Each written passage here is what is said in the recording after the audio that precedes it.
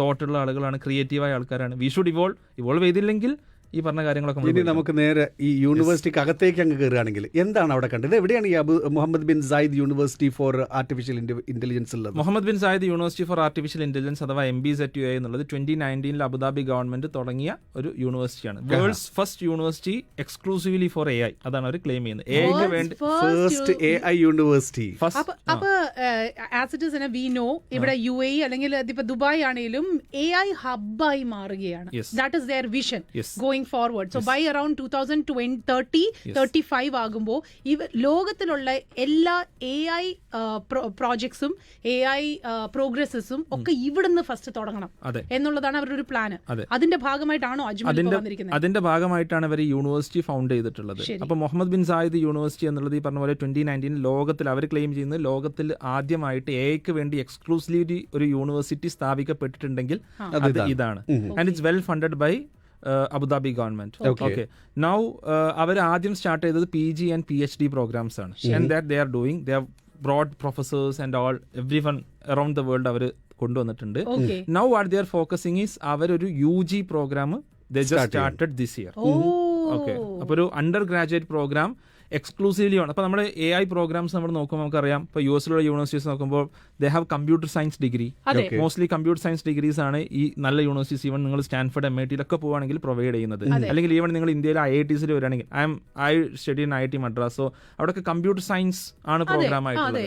അതിന് പകരം ഒരു AI degree, bachelor of science in AI എന്ന് പറയുന്ന ഒരു ഡിഗ്രിയാണ് യൂണിവേഴ്സിറ്റി എന്ത് ചെയ്യുന്നത്, പ്രൊവൈഡ് ചെയ്യുന്നത്. And they are inviting applications all around the world. First batch തുടങ്ങിക്കഴിഞ്ഞു കഴിഞ്ഞ വർഷം, I mean this year, not കഴിഞ്ഞ വർഷമല്ല, ഈ ഒരു ഓഗസ്റ്റിൽ തുടങ്ങി.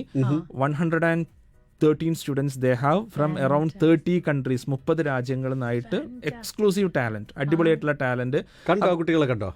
കുറച്ച് കുട്ടികളൊക്കെ കണ്ടു. അപ്പൊ എവിടുന്നൊക്കെയുള്ള ഏതൊക്കെ നാഷണാലിറ്റീസ് ആണുള്ളത്? ഏറ്റവും കൂടുതൽ കുട്ടികൾ ചൈനയിൽ നിന്നാണ്. I think around 27. The second is India. ഇന്ത്യയിൽ നിന്ന് 13 സ്റ്റുഡൻസ് ഉണ്ട്. So the medium of language എന്ന് പറയുന്നത് ഇംഗ്ലീഷ് തന്നെയാണ്. And they have 25% reservation for Emiratis. Other than this, 25% students UAE students ആയി. അപ്പൊ ഇതെങ്ങനെ ഈ ഒരു യൂണിവേഴ്സിറ്റിയിലേക്ക് അഡ്മിഷൻ എങ്ങനെയാ, ഫീ എങ്ങനെയാ? ഇത് നമുക്ക് ആർക്കെങ്കിലും നേരിട്ട് കയറി ചെല്ലാവുന്നതാണ്? ഇവിടുത്തെ ഫീസ് അവർ പറഞ്ഞത് പെർ ഇയർ $45,000 ആണ് per year, which might be like 40 lakhs. But all the students there fully funded ആയിട്ട്, കംപ്ലീറ്റ്ലി ഫ്രീ ആയിട്ടാണ് ഇപ്പോൾ ആ കുട്ടികൾ പഠിക്കുന്നത്. ഗവൺമെന്റ് ഫണ്ട്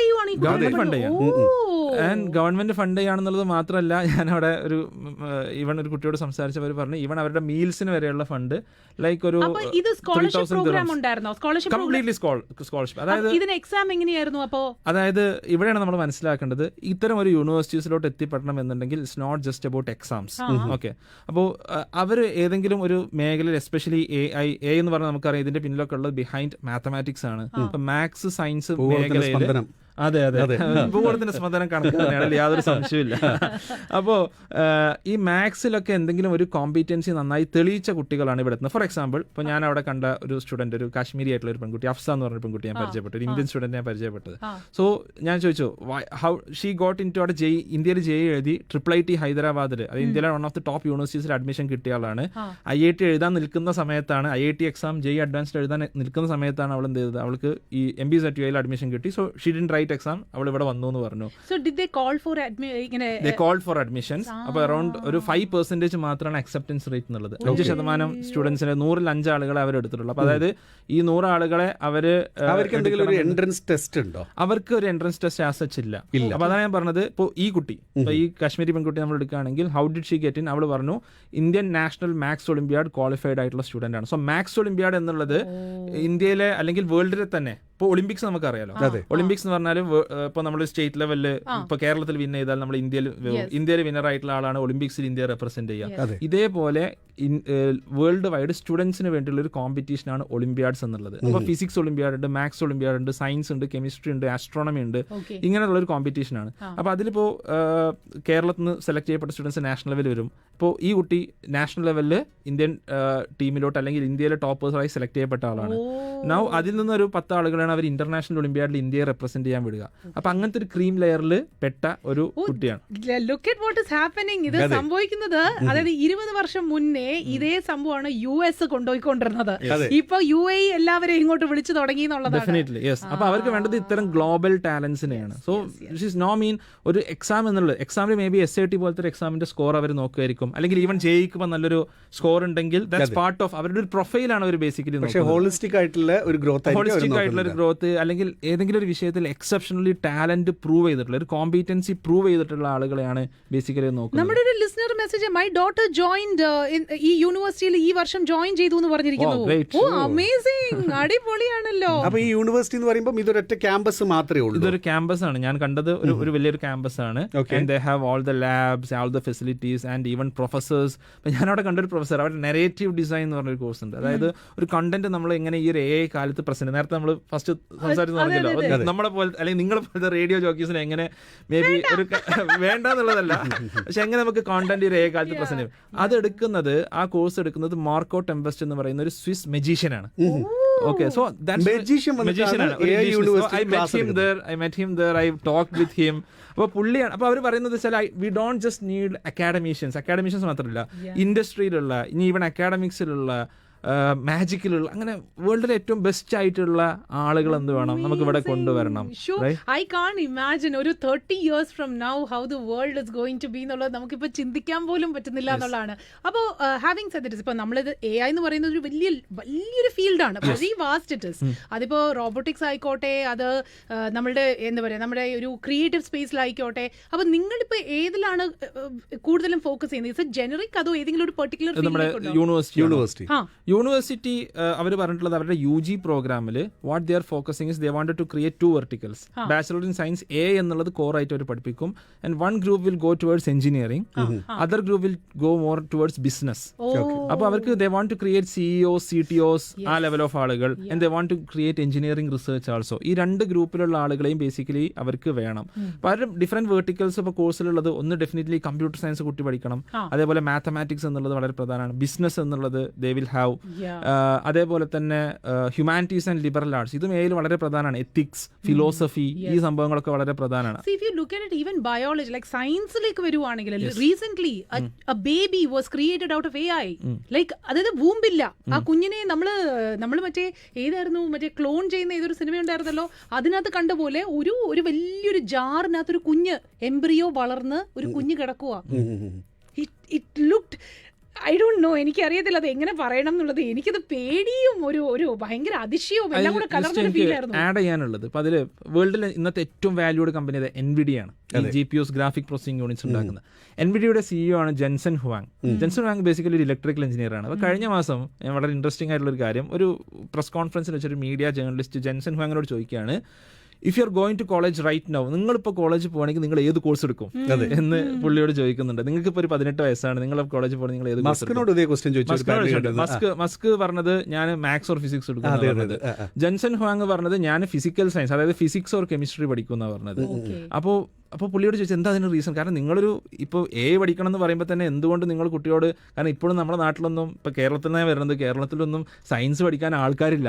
കോളേജിൽ സീറ്റൊക്കെ BSc കോളേജ് സീറ്റുകളൊക്കെ ഒഴിഞ്ഞു കിടക്കണം, ആർക്കും സയൻസ് ഒന്നും പഠിക്കണം, ഒരു സയൻസ് ആർക്കും വേണ്ട. അപ്പോൾ പുള്ളി പറഞ്ഞു the next stages of physical AI. ഇപ്പം നമ്മുടെ ഒരു ജനറേറ്റീവ് AI ലോകത്തിലുള്ളത്. AI-നെ നമ്മൾ കാണുന്നത് സ്ക്രീനുകളിലാണ്, നമ്മൾ കമ്പ്യൂട്ടറിലും നമ്മൾ ഫോണിലൊക്കെ കാണുന്നത്. പുള്ളി പറയുന്നത് ഒരു ഫിസിക്കൽ AI-യുടെ കാലഘട്ടമാണ്. അതായത് നമ്മൾ യൂസ് ചെയ്യുന്ന എല്ലാ കാര്യത്തിലും, ഇപ്പോൾ ഫോർ എക്സാമ്പിൾ എൻ്റെ ഒരു കൈ ആംബ്യൂട്ടഡ് ആണെന്ന് വിചാരിക്കാം, എൻ്റെ കൈ ഇല്ലാന്ന് വിചാരിക്കാം. എനിക്കൊരു പുതിയ കൈ വെക്കണം എന്നുണ്ടെങ്കിൽ ഒരു AI ഇൻ്റഗ്രേറ്റഡ് ആയിട്ടുള്ള ഒരു കൈയാണെന്നുണ്ടെങ്കിൽ എൻ്റെ ഈ കൈ എങ്ങനെ മൂവ് ചെയ്യുന്നോ അതിൻ്റെ ഫിസിക്സ് ഒക്കെ മനസ്സിലാവുന്ന രീതിയിൽ, ഇതിൻ്റെ ഉള്ളിലുള്ള ഹോർമോൺസും ഇതിൻ്റെ ഉള്ളിലുള്ള കെമിക്കൽസും ഈ ബ്ലഡ് അടക്കമുള്ള എല്ലാം അൾട്ടിമേറ്റ്ലി കെമിക്കൽസ് ആണ്. അപ്പോൾ അതിൻ്റെ ഒരു കെമിസ്ട്രിയും ബയോളജി ഒക്കെ അറിയുന്ന അങ്ങനെയുള്ള ആളുകൾക്കാണ് ഇത് ക്രിയേറ്റ് ചെയ്യാൻ പറ്റുക. അതൊരു AI എഞ്ചിനീയേഴ്സിന് മാത്രമല്ല, ഈ സയൻസ് നന്നായി പഠിച്ചിട്ടുള്ള അതേപോലെ അങ്ങനത്തെ ആളുകൾക്കാണ് ഇത് ക്രിയേറ്റ് ചെയ്യാൻ പറ്റുക. അതേപോലെ മാത്തമാറ്റിക്സ്. ഇപ്പോൾ ഈ അടുത്ത് മെറ്റ നമുക്കറിയില്ല, ഫേസ്ബുക്കിന്റെ പാരന്റ് കമ്പനി, മെറ്റയും OpenAIയും തമ്മിൽ വലിയൊരു വാർ നടക്കുന്നുണ്ട് ടാലന്റിന് വേണ്ടിയിട്ട്. ഓക്കെ, അപ്പോൾ ത്രപിത് ബൻസാൽ എന്ന് പറഞ്ഞൊരു ഇന്ത്യക്കാരനായിട്ടുള്ള ഒരാളെ മാർക്ക് സക്കർബർഗ് നേരിട്ട് വിളിച്ചിട്ട്, OpenAIയുടെ ഫസ്റ്റ് എംപ്ലോയീസിൽ ഒരാളാണ്, പുള്ളിയെ നേരിട്ട് മെറ്റയിലോട്ട് ഫേസ്ബുക്കിലോട്ട് ഇൻവൈറ്റ് ചെയ്യാണ്. he was offered 850 crore Indian rupees, 850 കോടി രൂപ. അപ്പോൾ എന്താ പറയാ, പുള്ളി എന്താ പഠിച്ചത്? പുള്ളി പഠിച്ചത് IIT കാൺപൂരിൽ നിന്ന് മാത്സും സ്റ്റാറ്റിസ്റ്റിക്സും, എഞ്ചിനീയറിംഗ് പോലെയല്ല. ദെൻ ഹി വെൻ ടു എന്താ പറയാ IISc Indian institute of science Bangalore research ചെയ്തു. നല്ലൊരു എൻവയോൺമെന്റിൽ ആൾ എത്തിപ്പെട്ടു. മാത്സ് വളരെ ഡീപ്പായി പഠിച്ചു. മാത്സ് മാത്രം മാത്സിൽ പിന്നെ ഡീപ്പറായിട്ട്, അപ്പം എയിലോട്ട് പോകണമെന്നുണ്ടെങ്കിൽ ഡീപ്പറായിട്ട് നമുക്ക് മാത്തമാറ്റിക്സ് അറിയണം. അപ്പൊ മാത്സിലോട്ട് പോയി, എയിലോട്ട് പോയി. പുള്ളിയുടെ സാലറി എന്ന് പറഞ്ഞാൽ ലയണൽ മെസ്സിക്ക് ഓഫർ ചെയ്യുന്നതിനേക്കാൾ വലിയ സാലറിയാണ് 850 crore rupees എന്നുള്ളത്, മാത്സ് പഠിച്ച ആൾക്ക്. അപ്പൊ പറഞ്ഞില്ല ഭൂഗോളത്തിന്റെ സ്പന്ദനം.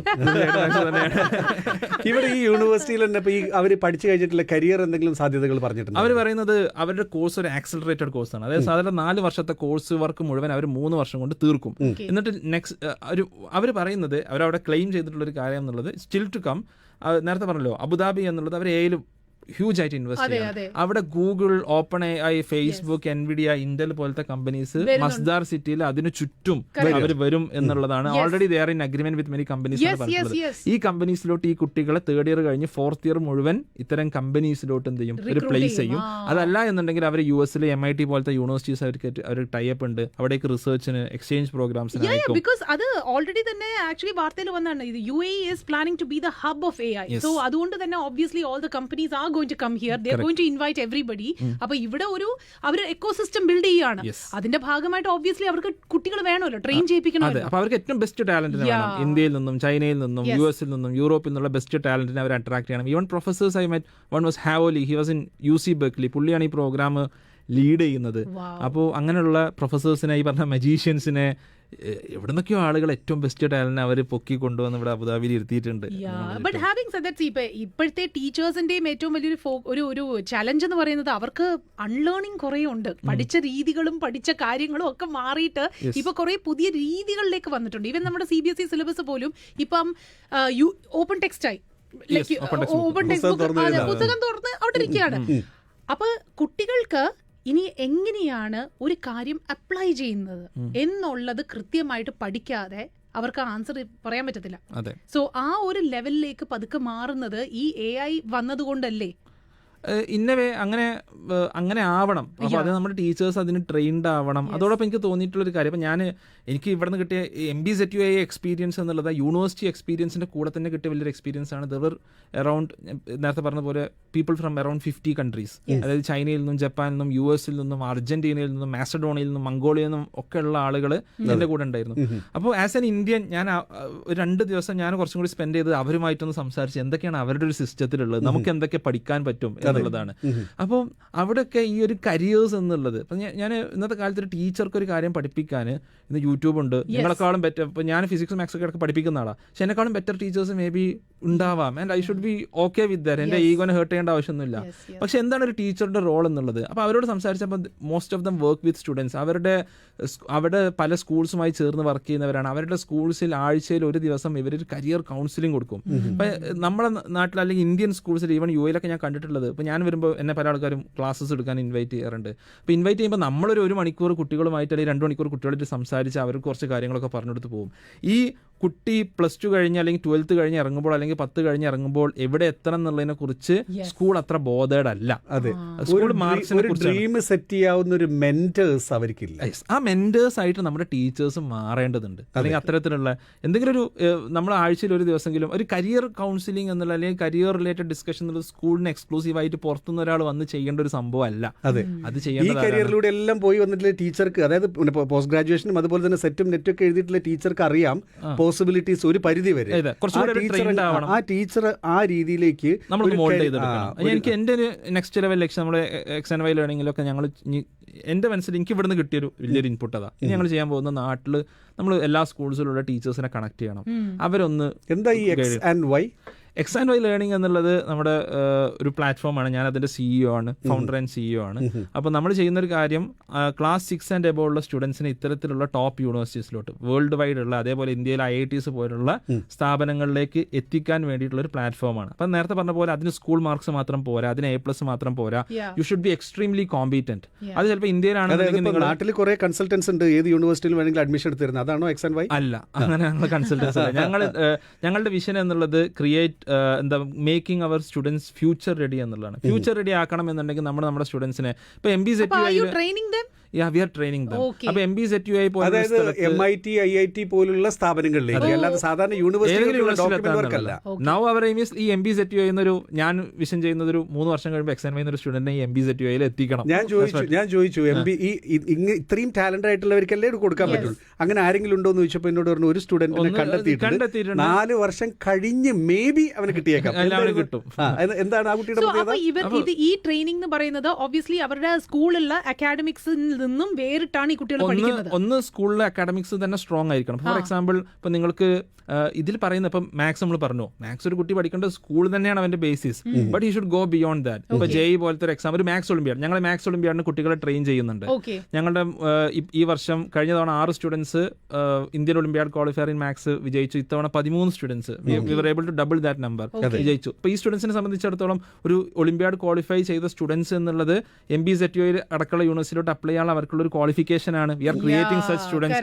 ഇനി ഇന്ത്യയിലാണെങ്കിൽ JEE പോലത്തെ എക്സാംസിന് നമ്മുടെ സ്റ്റുഡൻസിനെ നമ്മൾ ഇപ്പോൾ ഇവിടെ GCCയിലുള്ള പാരന്റ്സ് കേൾക്കുമ്പോൾ ഇവരെന്താ പലപ്പോഴും ചിന്തിക്കാറുള്ളത്, നമുക്ക് +2 കഴിഞ്ഞിട്ട് അല്ലെങ്കിൽ 10th കഴിഞ്ഞിട്ട് കുട്ടിയെ നാട്ടിലേതെങ്കിലും എൻട്രൻസ് കോച്ചിങ് സെന്ററിൽ കൊണ്ടുപോയിടാം, എന്നിട്ട് അവരെ അവിടെ വെക്കാം, അങ്ങനെ അവർക്ക് അങ്ങ് കിട്ടിപ്പോയേക്കാം. പക്ഷെ അങ്ങനെയല്ല ഇത് വർക്ക് ചെയ്യുന്നത്. അവസാനം എന്താ സംഭവിക്കുക, വലിയ ലോണൊക്കെ എടുത്തിട്ട് കുട്ടികളെ പഠിപ്പിക്കേണ്ട അവസ്ഥ വരും. ഇന്ത്യയിൽ MBBS പഠിക്കാൻ എയിംസ്, ഇന്ത്യയിലെ ഏറ്റവും ടോപ്പ് യൂണിവേഴ്സിറ്റിയാണ് MBBS പഠിക്കാൻ എയിംസ് എന്നുള്ളത്, all India institute of medical science. എയിംസിൽ ഒരു വർഷത്തെ ഫീസ് എത്രയാണെന്ന് അറിയാം നിങ്ങൾക്ക്? Can you guess? Indian rupees എത്രയായിരിക്കും? കുറവായിരിക്കും. എന്തായാലും ഗവൺമെന്റ് കുറവാണ്. എത്രയാണ് ആ കുറവ്? എത്രയാണ്? 25,000 ആയിരിക്കില്ലല്ലോ, 1 ലക്ഷമെങ്കിലും വരില്ല. 1 ലക്ഷം. എയിംസിലെ ഫീസ് എന്നുള്ളത് 1,200 രൂപയാണ് ഒരു വർഷം. 1,200 രൂപ. നിങ്ങളൊരു മന്തി കഴിക്കുന്ന പൈസ വരുന്ന സമയത്ത് ഒരു വർഷം 1,200 രൂപയാണ്. അപ്പൊ ഇതൊക്കെ കളഞ്ഞിട്ടാണ് നമ്മുടെ കുട്ടികളെ നമ്മൾ ഏതെങ്കിലും യൂണിവേഴ്സിറ്റി 75 ലക്ഷം 1 കോടിയോ കൊടുത്തിട്ട് നമ്മൾ പഠിപ്പിക്കുന്നത്. It's just because we are not aware. നമ്മൾ എന്തിനാ കഷ്ടപ്പെട്ട് ഈ മരുഭൂമിയിലൊക്കെ വന്നിട്ട് ഒരു വർഷത്തെ 1,200 രൂപ ട്യൂഷനും എല്ലാം വരുന്നത്. ഹോസ്റ്റൽ ഫീസ് 13 രൂപയാണ്. ഹോസ്റ്റലിന്റെ റൂം റെന്റ് 13 രൂപ. I am not kidding. You can go and check the website. എന്റെ സിസ്റ്റർ ജിപ്മർ പഠിച്ചതാണ്. ജിപ്മർ എന്നുള്ളത് ഇന്ത്യയിലെ 2nd ബെസ്റ്റ് മെഡിക്കൽ കോളേജ് ആണ്. 1,500 രൂപയാണ് അവൾക്ക് കൊടുത്ത ഫീ എന്നുള്ളത്. 1,500 റുപ്പീസ്. അവിടെയാണ് ഐ തിങ്ക് ഇതൊരു വേറൊരു കോൺവെർസേഷനിലേക്കാണ് നമ്മൾ പോകുന്നത്. പക്ഷേ നമുക്ക് ആക്ച്വലി സമയം കുറച്ച് കുറവാണ്. But I really would like to highlight on this. നമ്മുടെ നാട്ടിൽ നോക്കുവാണെങ്കിൽ the primary education is very expensive when it comes to private schools and all of that. പക്ഷെ അത് കഴിഞ്ഞിട്ട് നമ്മൾ എപ്പോഴും ഹയർ സ്റ്റഡീസിന് പോകുന്നത് ഗവൺമെന്റ് കോളേജസിലേക്കായിരിക്കും. ഇപ്പൊ ഞാൻ പഠിച്ചപ്പോഴും ഞാൻ ഗവൺമെന്റ് വിമൻസ് കോളേജിലാണ് പഠിച്ചത്. എന്റെ ഫീസ് എന്ന് പറയുന്നത് വളരെ കുറവായിരുന്നു. പിന്നെ ഞാൻ പഠിച്ചത് കേന്ദ്ര വിദ്യാലയ പാങ്ങോടും കൂടെ ആയതുകൊണ്ട് തീരെ പൈസ ഇല്ലായിരുന്നു. സോ മൊത്തത്തിൽ നോക്കുവാണെങ്കിൽ if you look at it, higher സ്റ്റഡീസിലേക്ക് വരുമ്പോൾ മെഡിക്കൽ കോളേജിൽ, ഇപ്പൊ ഗവൺമെന്റ് മെഡിക്കൽ കോളേജ് അടിപൊളി ഒരു ഇൻസ്റ്റിറ്റ്യൂഷൻ ആണ്. സോ അങ്ങോട്ട് വരുമ്പോൾ the money that you pay for your education is very less, highly subsidized. അതെന്താ അതങ്ങനെ? മെറിറ്റ് ബേസ്ഡ് ആകുമ്പോൾ എസ്പെഷ്യലി കാരണം നമ്മുടെ നാട്ടിലൊരു പബ്ലിക് എഡ്യൂക്കേഷൻ സിസ്റ്റം എല്ലാവർക്കും ആക്സസിബിൾ ആവണം എന്നുള്ളൊരു വിഷൻ അവർക്ക് ഉണ്ടായത് കൊണ്ടാണ്. ഇതേ കോഴ്സ് തന്നെ പ്രൈവറ്റ് മെഡിക്കൽ കോളേജിലുണ്ട്. 1 കോടിയുടെ അടുത്ത് നിങ്ങളൊരു NRI സീറ്റ് ഉണ്ടാക്കിയിട്ടുള്ള എന്തിനാണ്? നമ്മുടെ NRIസിന്റെ പണം പിടുങ്ങാൻ വേണ്ടിയിട്ടാണ്. 6,000 രൂപക്ക് പഠിക്കേണ്ട കോഴ്സ് ഇനി നമ്മൾ Kozhikode medical college it's like 30,000 is the ഫീ. എന്റെ വൈഫ് അവിടെ പഠിക്കുന്നുണ്ട്, കഴിഞ്ഞതാണ്. അപ്പോൾ 1.5 lakhs നമുക്ക് പഠിക്കാം, റൈറ്റ്? ആ 1.5 lakhsന് പകരം ഒരു കാര്യം കൂടി ഈ നമുക്കിത് പറഞ്ഞു നിർത്താം. എന്താണ് ഈ അൺലേൺ വിത്ത് അജ്മൽ? അൺലേൺ വിത്ത് അജ്മൽ എന്നുള്ള എന്റെ യൂട്യൂബ് ചോദിച്ചിട്ടുണ്ട്. ആ അജ്മൽ ആണോ ഈ അജ്മൽ? അതേ അജ്മൽ തന്നെയാണ്. My YouTube channel with around 1 lakh plus subscribers. ഞാൻ എഡ്യൂക്കേഷനെ കുറിച്ചും കരിയേഴ്സിനെ കുറിച്ചൊക്കെ സംസാരിക്കുന്ന ഇടമാണ്. അൺലേൺ എന്ന് പറഞ്ഞാൽ ഇപ്പൊ നമ്മൾ എത്ര കാര്യങ്ങൾ അൺലേൺ ചെയ്തു, നമ്മുടെ മനസ്സിലുള്ള എത്ര ധാരണകൾ നമ്മൾ പൊളിച്ചെഴുതി. ഒരു MBZUI യൂണിവേഴ്സിറ്റിയിൽ നമ്മൾ പഠിക്കണം എന്നുണ്ടെങ്കിൽ എന്തായിരിക്കും എന്നുള്ള നമ്മുടെ മനസ്സിലുള്ള ചിന്ത അല്ല ആക്ച്വലി ഉള്ളത്. എയിംസ് അല്ലെങ്കിൽ ഇത്തരം സ്ഥാപനം. അപ്പോൾ ലൈക്ക് വി ഷുഡ് എന്താ പറയാ, നമ്മുടെ മുമ്പിൽ ഒരുപാട് ഓപ്പർച്യൂണിറ്റീസ് ഉണ്ട്. നമ്മളിങ്ങനെ ഒരു ട്രഡീഷണൽ വേയിൽ മാത്രം പോവാതെ, അല്ലെങ്കിൽ നമ്മളിങ്ങനെ ഒരു സൊസൈറ്റിയിൽ എല്ലാവരും പോകുന്ന വഴിക്ക് പോവാതെ ചില കാര്യങ്ങൾ നമ്മൾ അൺലേൺ ചെയ്യേണ്ടത് കാലത്തിനനുസരിച്ച് കുറെ അൺലേണിംഗ് നമ്മുടെ ഒരു കാഴ്ചപ്പാടിലും ഒക്കെ ഉണ്ടാവണമല്ലോ. അപ്പോൾ I think it is A very apt name anyways. മാത്രമല്ല ഇപ്പൊ UAE സംബന്ധിച്ചും ഈ MBSc AI യൂണിവേഴ്സിറ്റി പോലെ തന്നെ ഡൽഹി IIT പോലെ തന്നെ എനിക്ക് തോന്നുന്നു ഇവിടെ കുറേ അധികം ഓപ്പർച്യൂണിറ്റി. പണ്ട് ക്വാളിറ്റി എഡ്യൂക്കേഷന് വേണ്ടിയിട്ട് വെസ്റ്റേൺ വേൾഡിലേക്കായിരുന്നു ഇവിടുന്ന് കുട്ടികൾ അധികം പോയിരുന്നത്, അല്ലെങ്കിൽ നാട്ടിലുള്ള എൻട്രൻസിൽ എഴുതിയിട്ട് പാസ്സായിക്കൊണ്ട്. അതല്ലാതെ ഇവിടെ നിന്നുകൊണ്ട് തന്നെ നമ്മളെ മക്കളെ നല്ല ക്വാളിറ്റി എഡ്യൂക്കേഷൻ കൊടുക്കാവുന്ന പുതിയ platforms. Just want to add that ഈ പല യൂണിവേഴ്സിറ്റീസും പ്രൈവറ്റ് യൂണിവേഴ്സിറ്റീസ് ആണ്. Then they want your money. അതാണ് സത്യം. പക്ഷേ ഇഫ് യു എന്താ പറയുക, നമ്മുടെ കുട്ടിയുടെ ഒരു കോമ്പീറ്റൻസ് നമുക്ക് തെളിയിക്കാൻ സാധിച്ചാൽ, നമുക്ക് ആ കുട്ടിക്ക് റൈറ്റ് ഓപ്പർച്യൂണിറ്റി നമുക്ക് ഒരുക്കാൻ സാധിച്ചാൽ, എല്ലാ യൂണിവേഴ്സിറ്റിയും നിങ്ങളുടെ കുട്ടിയുടെ പിറകെ വരും. അതെ, അതാണ് നമ്മുടെ ഏറ്റവും ബിഗ്ഗസ്റ്റ് ടേക്ക് അവേ എന്നുള്ളത്. നിങ്ങൾ നമ്മുടെ കുട്ടിക്ക് അത് ഒരു പാരന്റിങ് എന്നുള്ളത് നമ്മൾ ഒരു പാസീവായി ചെയ്യേണ്ട ഒരു സംഭവമല്ല. നമ്മൾ കുട്ടിയുടെ കഴിവുകൾ കണ്ടെത്തണം, അതിൽ അവന് എക്സ്പോഷർ നൽകണം. അത് നമ്മൾ ഏതെങ്കിലും ട്യൂഷനും സ്കൂളിനും മാത്രം ഇന്നത്തെ കാലത്ത് വിട്ടുകൊടുക്കരുത്. Parent should be actively involve. അവനെ കോമ്പീറ്റൻസി നമ്മൾ മനസ്സിലാക്കണം, അവനെ കോമ്പീറ്റൻസിൽ നമ്മൾ പങ്കെടുപ്പിക്കണം. ആൻഡ് ദെൻ നമ്മുടെ കുട്ടികളെ സംബന്ധിച്ചിടത്തോളം ഈ യൂണിവേഴ്സിറ്റീസ് നമ്മുടെ കുട്ടികളുടെ പിന്നാലെ വരും. അവർ നീ ഇവിടെ വാ എന്ന് പറഞ്ഞിട്ട്, അത് US-ലായാലും ഇന്ത്യയിലായാലും MBA ആയാലും നിങ്ങളുടെ കുട്ടിയുടെ പിന്നിൽ വരും. അതിന് നമ്മൾ കുട്ടികളെ ഒരുക്കണം. അതാണ് എനിക്ക് ആകെ എപ്പോഴും എനിക്ക് പറയാനുള്ള കാര്യം എന്നുള്ളത്. Thank you so much Ajmal. അപ്പോൾ ഇതൊക്കെ കൂടെ കേട്ടിട്ട് എൻ്റെ തലയിൽ കൂടെ പുക പറക്കുന്നു എന്ന് പറഞ്ഞ അരുൺ, ഇതെന്താ പറയുക, പണ്ട് കമ്പ്യൂട്ടർ വന്നപ്പോഴും നമ്മുടെയൊക്കെ തലയിൽ കൂടെ പുക പറഞ്ഞിരുന്നു. ഇപ്പൊ നമ്മൾ അതിനൊക്കെ വിദഗ്ധരായില്ലേ, അതുപോലെ AI യിലും പഠിച്ചോളും.